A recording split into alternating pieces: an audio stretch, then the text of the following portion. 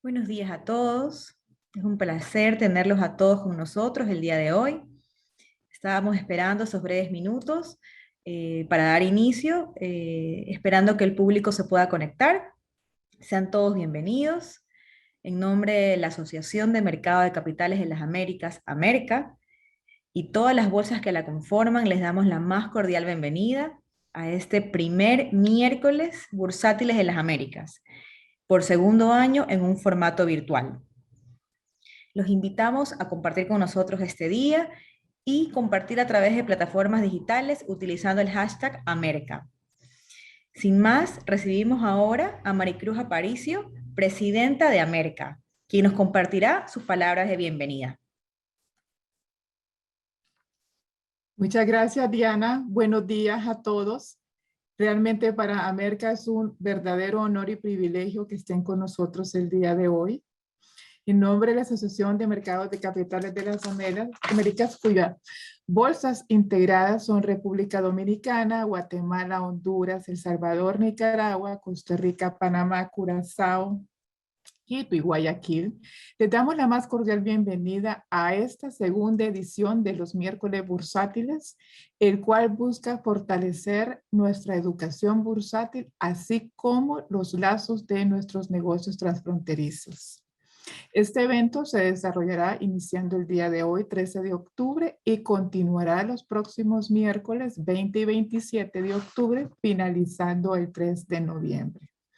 El contenido que tendrá expansión, contamos con panelistas internacionales al cual desde ya agradecemos su participación y tiempo brindado a todos nuestros invitados y a Merca, y enmarcan temas como ser la evolución de los mercados post pandemia, consolida las bolsas y mercados, toda la parte de los operadores de pensiones y su influencia en los mercados de valores y las economías, lecciones aprendidas en la consolidación de las bolsas y mercados de valores, así como tecnologías, blockchain y criptomonedas. Realmente agradecemos todo este gran apoyo que nos dan el día de hoy. Agradecemos la presencia a todos nuestros invitados y les deseamos un exitoso día. Tengan todos muy buenos días y sean nuevamente bienvenidos. Muchas gracias. Muchas gracias, Maricruz, por tus palabras. Y antes de continuar, quisiera recordarles que tendremos al finalizar una ronda de preguntas y respuestas que pueden realizar a través de esta plataforma en la sección de preguntas y respuestas. Y ahora quisiera darle la bienvenida a nuestro primer expositor del día de hoy, Ahmed Riesgo. Le agradecemos su presencia. Como CEO de Insignio, el señor Riesgo supervisa todas las funciones de investigación e inversión de la empresa.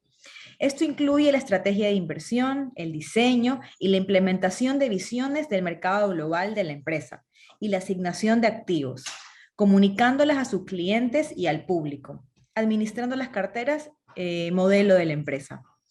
Además, es el presidente del Comité de Inversiones de Insignio.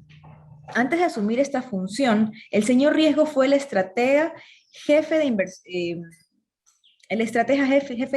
de la empresa. Tiene una licenciatura en Economía y Ciencias Políticas de la Universidad de Miami y un doctorado en Jurisprudencia de la Facultad del Derecho de la Universidad de Columbia. Ha aparecido en varias publicaciones y noticieros en vivo, incluidos Bloomberg, CNN, Fox Business News, Cheddar News, Yahoo Finance y más. Su experiencia radica en la investigación macroeconómica y la estrategia geopolítica. Sea muy bienvenido, señor Riesgo. Muchas gracias, muy buenos días y bienvenidos todos a esta conferencia. Es verdaderamente un placer estar aquí con ustedes.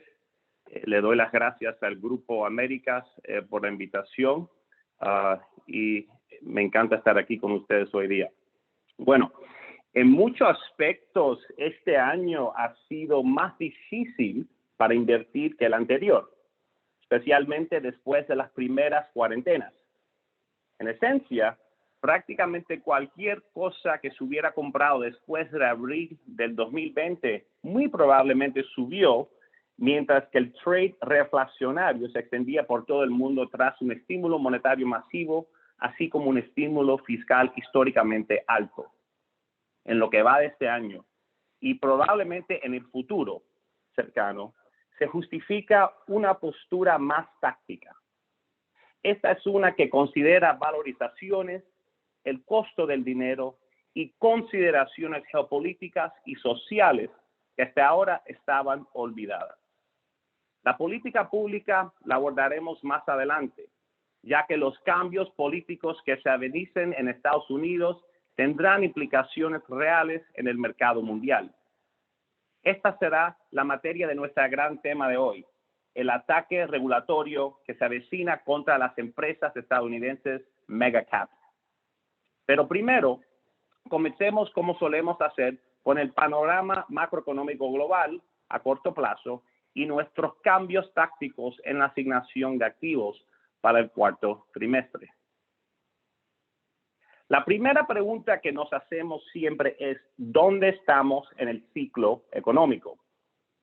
La respuesta a esta pregunta es importante porque el ciclo económico impulsa el mercado de renta variable en un horizonte anual. Bueno, como se ve en la siguiente gráfica, nuestro indicador de recesión insignia Forefront, que predice la probabilidad de una contracción en la actividad económica en Estados Unidos para los próximos 2 trimestres, es prácticamente cero. En otras palabras, prácticamente la posibilidad de una recesión en Estados Unidos en los próximos 6 meses es cero. Mientras que algunos subcomponentes del indicador, tales como el cambio en nuevas órdenes de ISM, confianzas de consumidor y permisos de construcción están reflejando mayor riesgo. Ninguno de estos indicadores ha roto el umbral del 40% requerido para señalar un mayor riesgo de forma individual. Y de forma colectiva, como ven ahí a la izquierda, el mensaje es aún más fuerte.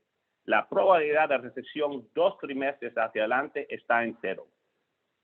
Ciertamente, el crecimiento en Estados Unidos pasó su pico en el segundo trimestre, pero el PIB real muy probablemente cerrará el año en un rango del 6 a 6.5%, casi 3 veces por encima de la tendencia de crecimiento, a pesar de la desaceleración causada por la variante Delta. Pero, ¿qué pasa con el panorama fuera de Estados Unidos? Aquí los números básicamente cuentan la misma historia. Desaceleración desde niveles altos, pero manteniéndose por encima de las tendencias de crecimiento. Nuestras estimaciones del PIB global real están en estos momentos en el rango del 5 a 5.5%, de nuevo por encima de la tendencia. De hecho, el único bloque que va a ser una decepción desde una perspectiva de crecimiento va a ser China, que se ha visto obstaculada por varios vientos macroeconómicos en contra, la mayoría de ellos autoinducidos, a medida que el país avanza con su despalancamiento y la campaña de prosperidad común. Como saben nuestros lectores, China era la única región en el mundo en donde esperábamos que el crecimiento fuera menor a las expectativas del mercado. Esa fue una de las razones por las cuales cortamos nuestra exposición a renta variable de mercados emergentes. En este momento, sin embargo, consideramos que las proyecciones de crecimiento para China han ido demasiado lejos en la dirección opuesta y pronto verán cómo planeamos aprovechar eso tácticamente. Para nosotros, el PIB real chino no debería estar en rango entre el 6.5 y el 8%, casi 50 puntos básicos menos de nuestras estimaciones anteriores como consecuencia de esas heridas autoinfligidas.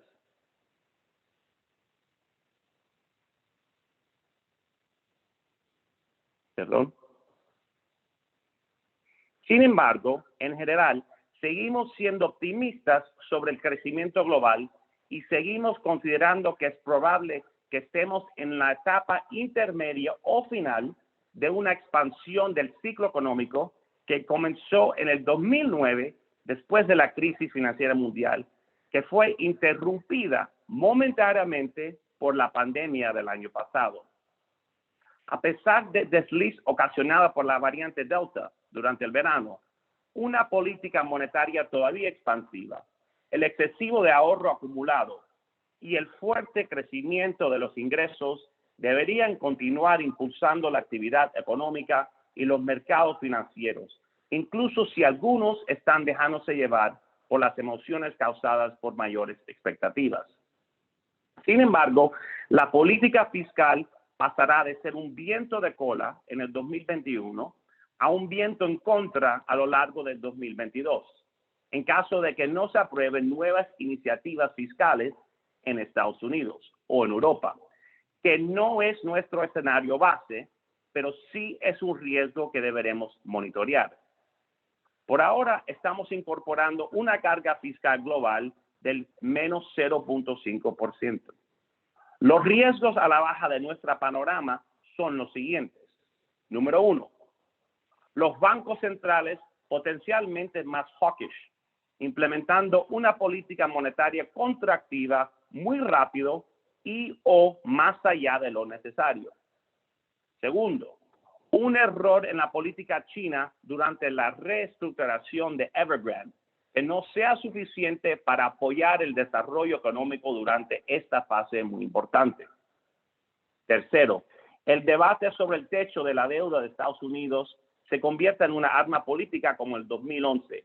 Tuvimos solamente un respiro hasta diciembre con lo que ocurrió la semana pasada.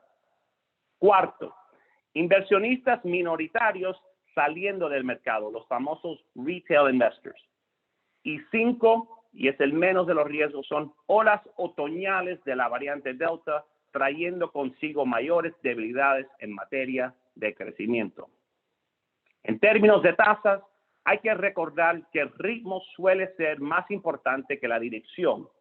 Esto fue lo que ocurrió en marzo y tuvimos un vistazo de esto hace 2 semanas. Históricamente, los retornos del S&P 500 han sido débiles cuando las tasas aumentan entre 1 y 2 desviaciones estándar en un mes y son mucho más negativas cuando los movimientos son de más de 2 desviaciones estándar. Seguimos esperando que las presiones inflacionarias sean transitorias si el estímulo fiscal se mantiene moderado y por lo tanto no llevará a la Fed a responder al aumento observado en la inflación. Ya estamos viendo señales de que las presiones inflacionarias están cediendo o por lo menos llegando a un pico, pero pueden mantenerse más elevadas como consecuencia del aumento observado en las expectativas, mayores precios de la energía, interrupciones constantes a la cadena de suministro y cambios en las dinámicas de poder por trabajo contra capital, ya que la demanda por trabajadores nunca había sido tan alta. Si el proyecto de ley de reconciliación pasa en su totalidad en Estados Unidos, una ley que es de 3.5 trillones de dólares, que no es lo que esperamos, entonces nuestras preocupaciones sobre la inflación van a ser mayores. El presidente de la Fed, Jerome Powell, ha dicho claramente que el tapering es un proceso separado del ciclo de aumento de tasas y no vemos a la Fed incrementándolas hasta final del 2022 como mínimo. Este gráfico es uno de mis favoritos. Explica de manera resumida por qué mantenemos una postura bullish y seguimos favoreciendo acciones y otros activos risk-on por encima de bonos soberanos y otros activos risk-off para el siguiente año. Los mercados bajistas y las recesiones tienden a superponerse. Durante la última mitad del siglo, solo ha habido un momento en que un mercado bajista, que es una contracción de los precios de los activos de 20% más, que ocurrió fuera de una recesión económica. Y eso fue el colapso del mercado accionario de 1987. Y si sigue mi lógica de que la pandemia del COVID no fue una recesión técnica, que no lo fue, si se utiliza la definición del NBER de una contracción de 2 trimestres, entonces solo han habido 2 momentos, 1987 y el 2020. No obstante, en ambos casos los inversionistas hubieran salido mejor librados si no hubieran hecho nada para cambiar el balance de riesgos de sus portafolios una vez el retroceso ocurrió, dado que fue muy corto. Por lo tanto, nos adherimos al principio básico de que a menos de que una recesión sea inminente, a saber, con 6 meses de antelación de acuerdo con nuestro indicador, entonces nuestra asignación de activos debe ser bullish o por lo menos neutral. Una consecuencia de dicho principio, por lo tanto, es que en la antesala de una recesión y durante una, nuestra asignación de activos debería ser bearish o por lo menos neutral. No obstante lo anterior, es probable que las mejores ganancias del año hayan pasado y que los inversores deberían esperar rendimientos de un solo dígito en los mercados accionarios desarrollados en lo que resta del año. El trimestre pasado decidí no ajustar mi rango objetivo del precio de cierre de año del S&P 500 de 4.300 a 4.400 hasta no tener mayor claridad en el ámbito fiscal estadounidense, con varias legislaciones pendientes en el Congreso. En cambio, le pedimos a los inversionistas el trimestre pasado que emergieran y evaluaran el panorama de mitad del año. Bueno, tal y como se puede ver en este gráfico, la pausa estuvo justificada y estamos básicamente en donde empezamos. Hoy, a pesar de no tener mayor claridad en el frente fiscal estadounidense, sí tengo mayor visibilidad en términos del crecimiento de las utilidades y la trayectoria de tasas.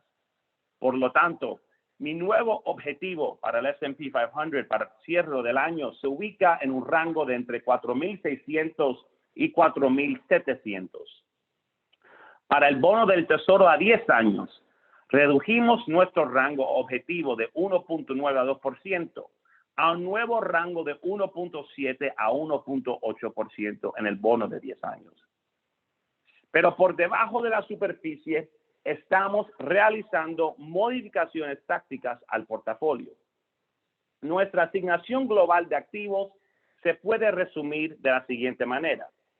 Primero, recomendamos mantener una sobreponderación en activos de riesgo mientras que se reduce moderadamente la exposición a la renta variable estadounidense con un posicionamiento más defensivo. Número 2. Nuestro enfoque se divide equitativamente entre value y growth. Queremos tener exposición en sectores que se beneficien de tasas más altas, ya que los rendimientos de los bonos probablemente tocaron fondo el mes pasado, o sea, value, así como en aquellos que tienen un rendimiento superior en medio de un entorno de COVID endémico, growth, menos las acciones tecnológicas megacap de Estados Unidos, que lo vamos a discutir en un momento. Número 3, mantener exposición por encima de la media a mercados desarrollados fuera de Estados Unidos, tales como Japón y Europa, dada su inclinación hacia sectores cíclicos y value. Número 4, aumentar exposición a la renta variable de mercados emergentes, dado su bajo rendimiento y estando a la espera del estímulo fiscal proveniente de Japón, así como de la relajación de política en China. Eso lo vamos a discutir en un momento. Número 5, ajustar el portafolio de acuerdo con el cambio de la regulación proveniente de la política de prosperidad común en China, favoreciendo acciones de clase A y compañías más pequeñas y evitando, dentro de lo posible, compañías de Big Tech y los sectores objetivos de la política de prosperidad común, tales como educación, vivienda y empresas de Internet para consumo. Número 6, aumentar levemente la exposición a la deuda soberana y corporativa grado de inversión china, no las acciones, la deuda soberana y corporativa grado de inversión, ya que estos activos se perfilan como esperábamos luego de nuestra llamada trimestral del año pasado como un tipo de activo risk-off. Déjenme repetir eso porque es muy importante. los bonos soberanos chinos están actuando como activo risk-off. Esto también se verá beneficiado de la flexibilización de la política proveniente de China continental. Número 7. Los rendimientos globales deberían continuar aumentando y es probable que se vuelvan a ver los máximos de los tesoros de marzo, dado que el inicio de la emisión masiva de tesoros va a coincidir justamente con el tapering de la Fed. Y número 8, y finalmente, mantener nuestra protección preferida contra la inflación a través de materias primas, favoreciendo energía y los metales básicos. Como pueden ver, solo hay 3 diferencias fundamentales con respecto a la asignación del trimestre pasado. Estas son una posición más defensiva en acciones estadounidenses, aumentar un nivel de la estructura de capital en China e incrementar nuestra exposición general a la renta variable de mercados emergentes. Abordemos estos temas uno a la vez. Primero, el posicionamiento más defensivo en renta variable estadounidense tiene sentido cuando estamos tan cerca de nuestro objetivo para el S&P 500. Las estimaciones en el crecimiento de utilidades son elevadas y las bolsas estadounidenses no han visto una corrección significativa desde el inicio del último bull market en abril del año pasado. Una corrección de 5%, lo que tuvimos la semana pasada, no cuenta.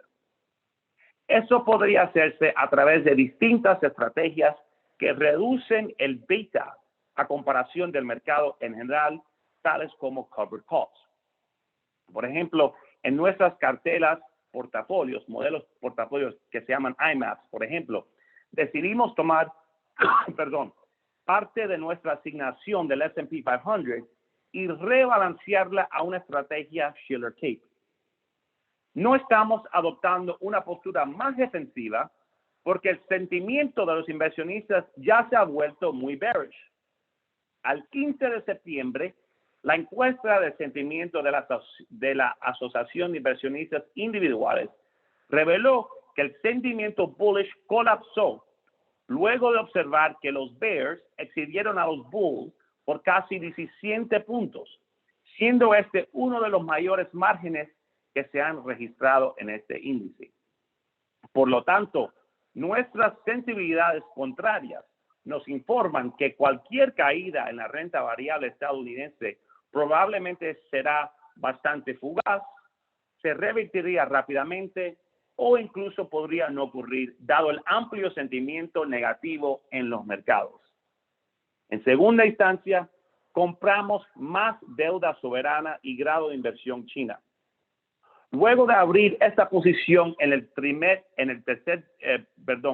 tercer trimestre de este año, esta ha tenido el comportamiento esperado. Es un activo diversificador con un alto carry, de baja correlación y con características de activo de refugio. Desde el 1 de julio, por ejemplo, nuestra posición de bonos chinos ha superado el rendimiento a nuestras posiciones del bono del Tesoro americano, así como a nuestra posición de bonos corporativos grado de inversión. Al 27 de septiembre, que fue cuando hice el análisis, esta posición tuvo un retorno del 1.3%, comparado al 1% en los bonos corporativos de grado de inversión, mientras que los bonos del Tesoro americano se habían mantenido inalterados. Además, el yuan, o sea, el renminbi, se ha fortalecido durante esta crisis.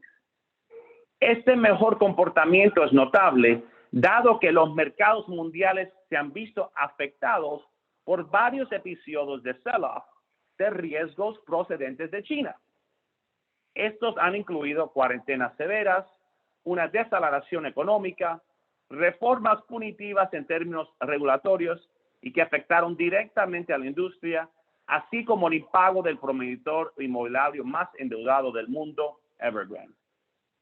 Si estos activos funcionaron como refugio durante este periodo, entonces se puede afirmar que efectivamente se pueden catalogar como tal. Este gráfico muestra el comportamiento de los spreads de la deuda grado de inversión china contra sus comparables de high yield. Este gráfico muestra que durante el impago de Evergrande, los spreads high yield aumentaron de manera importante, mientras que los de la deuda grado de inversión se contrajeron, al tiempo que los inversionistas buscaban refugio. Tal y como lo hemos dicho en ocasiones anteriores, un inversionista racional puede asumir correctamente, yo creo, que la única forma de posicionarse para la narrativa de crecimiento china es a través de inversiones en activos unos niveles más arriba en la estructura de capital, algo más lejos del alcance de la hoz regulatoria. Finalmente, y probablemente lo más controversial, aumentamos marginalmente nuestra posición en renta variable emergente de manera táctica para el último trimestre del año. Si bien recuerda, redujimos nuestra exposición el trimestre pasado, anticipando a la señal de inicio del tapering, el decline del impulso de crédito chino y un aumento en la incertidumbre regulatoria y menores avances de vacunación a comparación del mundo desarrollado. Ese trade funcionó a nuestro favor, pero este es el momento de revertir el curso durante al menos un trimestre. Hay varios pilares que sostienen esta tesis de inversión. Por un lado, la renta variable emergente ha tenido un desempeño inferior a la de los mercados desarrollados y hay espacio suficiente para que se dé una reversión a la media.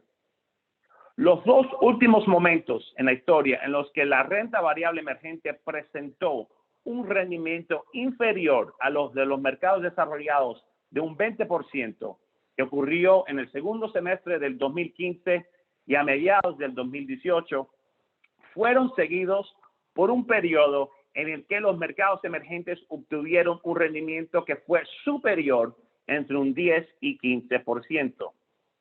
Ahora, esperamos que la tasa de vacunación en los mercados emergentes aumente considerablemente en el corto plazo. Durante los últimos 3 meses, la tasa de vacunación en Asia, por ejemplo, ha aumentado del 21% a 63% para la población adulta. Si se mantiene este ritmo, la gran mayoría de las naciones de Asia-Pacífico tendrán más del 80% de su población adulta vacunada para el final de este año. Esto eliminará un importante impedimento al crecimiento de estas economías. El impulso de crecimiento en Asia se desaceleró en los últimos 2 trimestres debido a las continuas y estrictas medidas para contener los brotes de COVID en varias economías, lo que fue denominado una política de COVID de cero tolerancia. China, por ejemplo, impuso una cuarentena en una ciudad luego de que se confirmara apenas un caso. Esto lo hicieron porque había muy poca gente vacunada. El gasto de consumo en Asia-Pacífico específicamente es el único componente del PIB asiático que se mantiene por debajo de su tendencia prepandemia. No obstante, si nuestras proyecciones son ciertas, Asia-Pacífico debería modificar sus estrategias de manejo de COVID desde una política de cero tolerancia hacia una postura más similar a lo del Occidente, el COVID como un problema endémico. De ser así, esperaríamos una recuperación importante en el consumo a partir del primer trimestre del 2022, en paralelo a la recuperación observada en Occidente a principios de este año. Un inversionista debería posicionarse para esta recuperación durante este trimestre, el cuarto, antes de que sea incorporada por los mercados. Asimismo, estamos viendo señales de que las presiones inflacionarias están empezando a ceder en los mercados emergentes, especialmente en los precios de los alimentos. Eso es relevante porque tradicionalmente los alimentos han sido un driver de la inflación en la región. También hay indicios que el Banco Popular de China, el Banco Central de China, está iniciando una nueva ronda de estímulos. El ratio de reservas obligatorias se redujo en julio. Los nuevos préstamos bancarios aumentaron un 13% en agosto. El gasto fiscal se incrementó como el aumento de la emisión de bonos del gobierno local y el apoyo crediticio proporcionado a las pequeñas y medianas empresas en septiembre fue por un adicional de 300 billones de renminbi. Últimamente, el Banco Central ha proveído inyecciones de liquidez al mercado por varios días consecutivos. La tendencia es clara. Por último, que es muy importante a largo plazo, las valorizaciones en los mercados emergentes están muy baratas. Está negociándose un ratio de P/E Shiller de apenas 14.7 times, comparado con el 22.2 de Europa, el 24.1 de Japón y el 36.8 de Estados Unidos. No habíamos visto este descuento desde finales de la década de los 90. Si pensaron que los mercados emergentes están baratos porque sus utilidades son débiles, entonces consideren lo siguiente. Desde mediados del 2019, las utilidades estadounidenses han superado la de los mercados emergentes por solo un 6%. Pero las acciones de los mercados emergentes han tenido un rendimiento inferior a las acciones de Estados Unidos de un 29% durante este mismo periodo. El mayor riesgo a nuestra tesis es que los políticos chinos cometan un error, ya sea por no reducir los efectos secundarios y terciarios del impago de Evergrande, lo que conllevaría una desaceleración más amplia o que no estimulen la economía tanto como esperamos.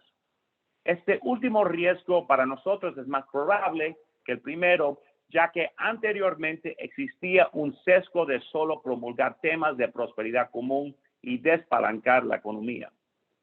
Sin embargo, y de manera general, favorecemos este trade en un horizonte táctico para el cuarto trimestre del año. Ok, ahora, vamos a hablar sobre nuestro gran tema de hoy, que es las empresas de tecnología megacap en riesgo. Como ustedes saben, estas compañías son omnipresentes y creemos que tienen muy malas perspectivas a largo plazo. En el libro del Éxodo de la Biblia, Dios le entrega maná a los israelitas durante su peregrinación de 40 años desde Egipto hasta que llegan a Canaán. Era el sustento que necesitaban para su arduo viaje de purificación antes de poder entrar en la tierra prometida. Para las compañías de tecnología megacap, tales como Amazon, Facebook y Google, la pandemia fue como maná caído del cielo. Obligados a permanecer en sus hogares, los consumidores tuvieron que volcarse al mundo virtual. La actividad del mundo real se detuvo. Del mismo modo, estas personas tuvieron un aumento en sus niveles de efectivos como consecuencia del histórico estímulo fiscal.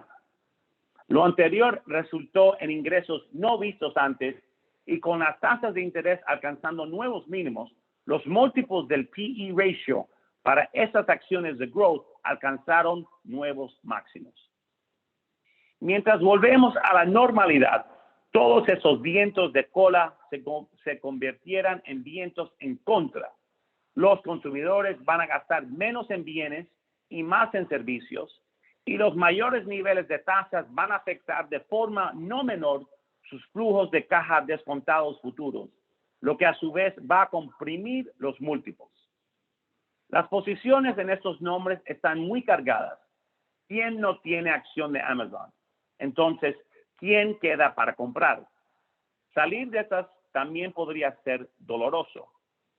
Pero todas estas son consideraciones relativamente de corto a mediano plazo.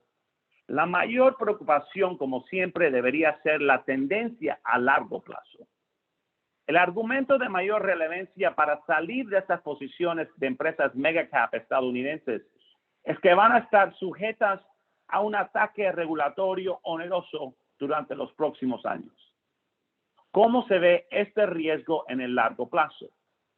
En primer lugar, estas compañías van a ser objeto de un intenso escrutinio por prácticas corporativas monopolísticas. Hasta ahora, esto no ha sido sencillo de comprobar, ya que estas compañías tienden a bajar los precios en vez de subirlos. Después de todo, estas compañías no están fijando los precios por encima de los costos marginales, como suelen hacer los monopolios, así como también entregan varios de sus servicios sin cobrar nada a cambio. Pero los reguladores no van a estar enfocándose en las políticas de fijación de precios. En cambio, su interés estará en cómo en estas compañías utilizan los datos, especialmente en la información de los usuarios en el caso de Facebook y Google. Cabe recordar que la información es la nueva moneda del reino y ningún gobierno, ni Estados Unidos ni China, van a permitir que las empresas privadas dominen este espacio. En segundo lugar, y quizás con mayor importancia, la opinión pública estadounidense se ha tornado en su contra. Como se ve en este siguiente gráfico, una encuesta reciente de Gallup muestra que el 55% de los norteamericanos tienen una percepción general negativa de compañías de tecnología tales como Amazon, Facebook y Google. Esto representa un incremento del nivel del 33% observado hace 2 años, un aumento de casi 2/3 en apenas 17 meses. De forma importante para los inversionistas, el 50% de los americanos considera que el gobierno debería aumentar la regulación de estas compañías de tecnología, aumentando desde el 48% observado en el 2019. Las compañías de redes sociales, a saber Facebook, Snap y Twitter, han atraído especialmente la ira del público. Este gráfico de una encuesta del Pew Research Center de julio del 2020 muestra que el 64% de los adultos norteamericanos considera que las redes sociales tienen un efecto negativo en el país, mientras que apenas el 10% considera dicho efecto como positivo. Esto es más que una relación del 6-1. El disgusto es particularmente alto entre los republicanos, quienes consideran que Facebook y Twitter limitan los puntos de vista y el discurso conservador. ¿Por qué la población norteamericana se ha tornado en contra de las compañías de tecnología megacap de forma general y de forma más particular en contra de las compañías de redes sociales?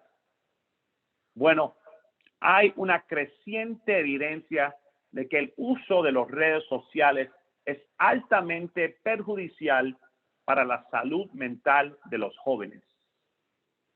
Un estudio publicado en el Journal of Adolescence en julio 2021, titulado Worldwide Increases in Adolescent Loneliness, concluyó que el uso generalizado de las redes sociales conduce a un aumento de los sentimientos de soledad y aislamiento en los jóvenes.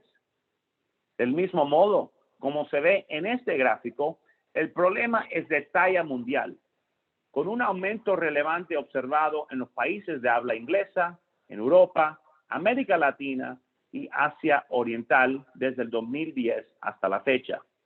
Básicamente, estas son las regiones en las que el uso de redes sociales está generalizado. Pero el problema va más allá de los sentimientos de soledad y aislamiento.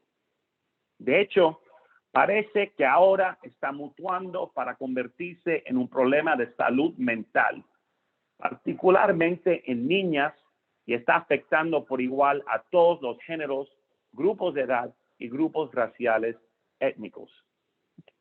Como lo muestra este gráfico, en el 2009, poco más del 10% de las niñas de 12 a 17 años informaron de un episodio depresivo mayor durante el año anterior. 10 años después, en el 2019, cuando concluyó este estudio en particular, el 23% de las niñas de la muestra reportaron un episodio de este tipo. Esto no pasará desapercibido para los reguladores y para el gobierno. ¿Cuánto tiempo pasará antes de que estas empresas estén reguladas de la misma forma que las de tabaco, drogas y alcohol? De hecho, podría argumentar que de varias formas el gobierno chino está adelantado en esta materia y que las mismas medidas regulatorias que hemos observado este año en Alibaba, Tencent y compañías de juegos son preludios de las medidas que podría tomar Estados Unidos con sus propias compañías.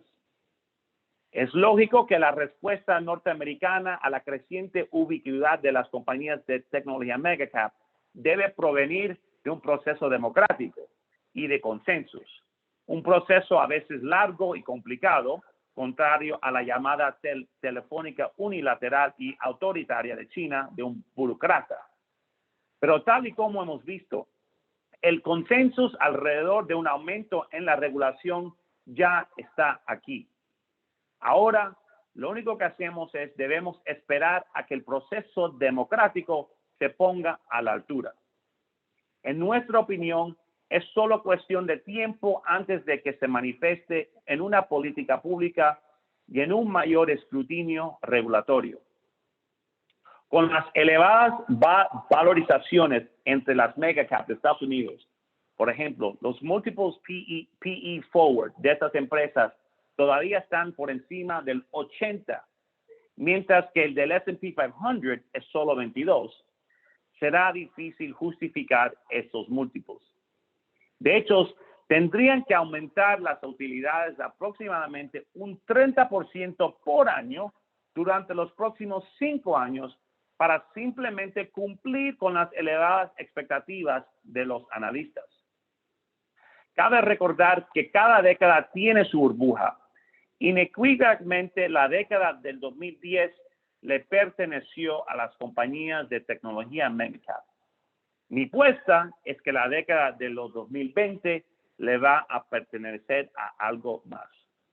Por lo tanto, utilizaría los rallies de estas compañías como puntos de salida de las posiciones.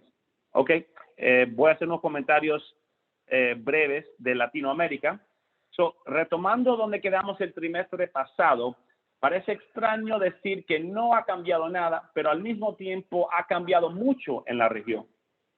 Nuestras expectativas de recuperación económica se han materializado en la mayoría de los países, junto con algunas revisiones al alza en términos de proyecciones de crecimiento, pero al mismo tiempo ha habido un aumento de las presiones inflacionarias que están llevando a los bancos centrales a implementar una política monetaria más contractiva.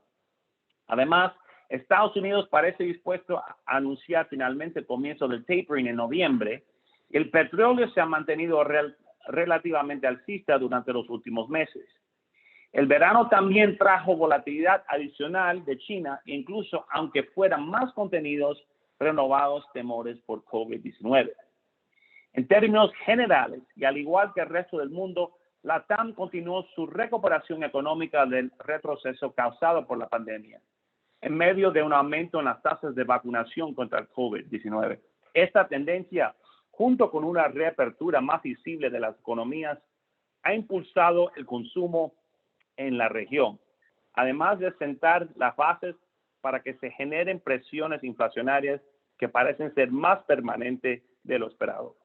Esto último también ha presionado a algunos de los bancos centrales para que sean más agresivos al momento de implementar una política monetaria más contractiva o para que aumenten las tasas de manera preventiva, como es el caso en el Perú. Sin embargo, incluso si el contexto macroeconómico pudiera considerarse como positivo, el entorno político sigue siendo protagonista, con las próximas elecciones en el último trimestre del año que se extenderán hasta octubre del 2022. Incluso si algunas de estas piezas comienzan a encajar, es probable que el rompecabezas esté lejos de estar completo. En suma, Nuestras conclusiones para este trimestre en Latinoamérica son las siguientes. Primero, la volatilidad en la mayoría de la región seguirá siendo la regla del juego, especialmente en los países que tendrán elecciones. Es muy probable que las monedas ya estén incorporando parte de este aumento de la incertidumbre.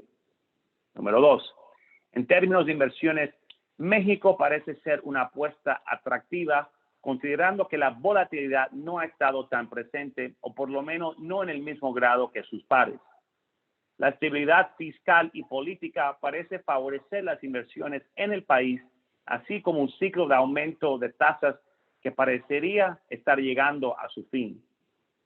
Por otro lado, e incluso si se consideran los desafíos fiscales estructurales que enfrenta el país, la historia de fundamentales sólidos y un enfoque de política monetaria más gradual que sus pares en la región nos hace considerar a Colombia como una oportunidad de inversión atractiva para el trimestre.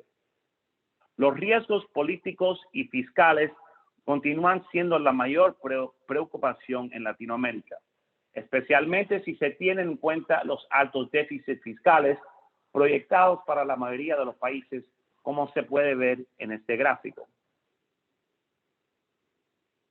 Centrándonos más en el frente político, seguimos considerando que la mejor manera de tradear Latinoamérica es tener una exposición reducida tanto a Perú como a Brasil, dada su incertidumbre actual en términos de ejecución de la agenda gubernamental. Además, el hecho de que ambos gobiernos podrían estar limitados para llevar a cabo la mayoría de sus propuestas nos hace creer que el riesgo político es demasiado alto para ejecutar estrategias de inversión rentables. A pesar del fuerte crecimiento de Chile, este no es el suficiente para que consideremos ese país como una oportunidad de inversión atractiva. Preferíamos tener más claridad en el frente político antes de tomar esa decisión. El futuro presidente necesita dar una guía sobre cómo reduciría el estímulo fiscal existente, que ha sido una arma de doble filo para el contexto chileno.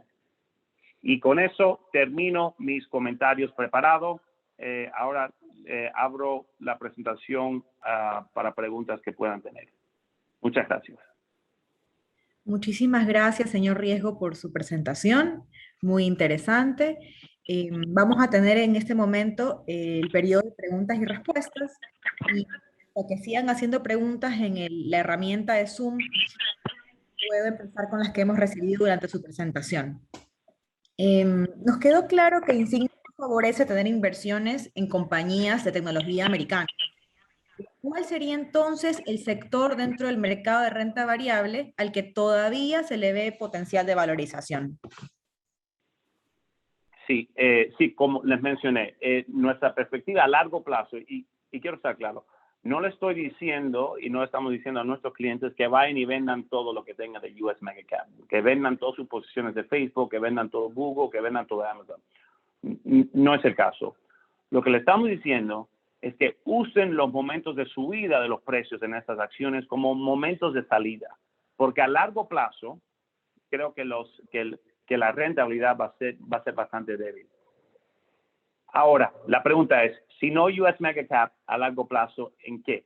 Bueno, en tecnología específicamente, lo que pueden estar es invirtiendo en China. De cierta forma nos ha dado como una guía a donde ellos quieren ir y donde quizás el tema regulatorio no sea tan importante.